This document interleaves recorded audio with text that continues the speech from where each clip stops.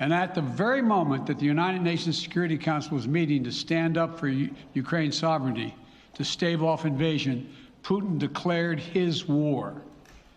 Within moments, missile strikes began to fall on historic cities across Ukraine.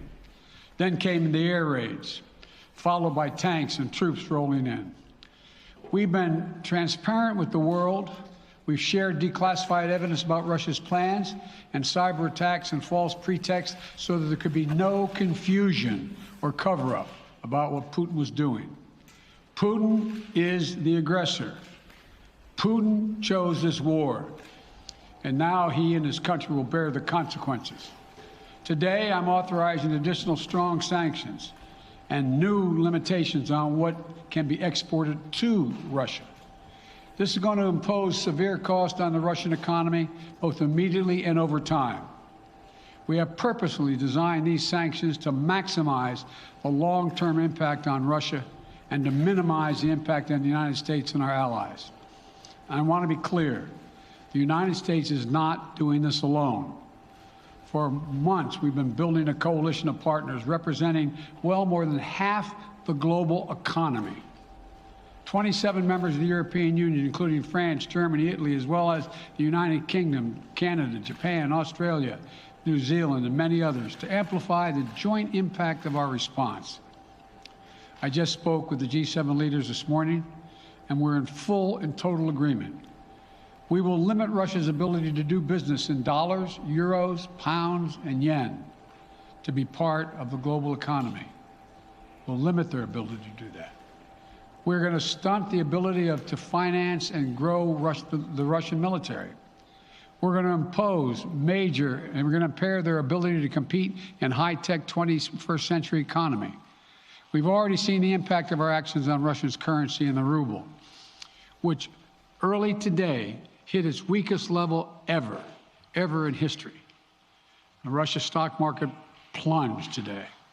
The Russian government borrowing rate spiked by over 15%. In today's actions, we've now sanctioned Russian banks that together hold around $1 trillion in assets. We've cut off Russia's largest bank, a bank that holds more than 1/3 of Russia's banking assets by itself, cut it off from the U.S. financial system. And today, we're also blocking 4 more major banks. That means every asset they have in America will be frozen. This includes VTB, the second largest bank in Russia, which has $250 billion in assets. As promised, we're also adding the names to the list of Russian elites and their family members that we're sanctioning as well. As I said on Tuesday, these are people who personally gain from the Kremlin's policies, and they should share in the pain. We will keep up this drumbeat of those designations against corrupt billionaires in the days ahead. On Tuesday, we stopped the Russian government from raising money from U.S. or European investors. Now we're going to apply the same restrictions to Russia's largest state-owned enterprises, companies with assets that exceed $1.4 trillion.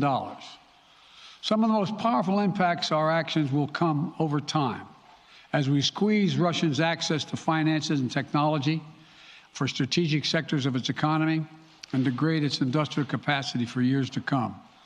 Between our actions and those of our allies and partners, we estimate that we'll cut off more than half of Russia's high-tech imports. It will strike a blow to their ability to continue to modernize their military. It'll degrade their aerospace industry, including their space program. It'll hurt their ability to build ships, reducing their ability to compete economically. And it will be a major hit to Putin's long-term strategic ambitions. And we're preparing to do more. Thanks for watching our YouTube channel. Follow today's top stories and breaking news by downloading the NBC News app.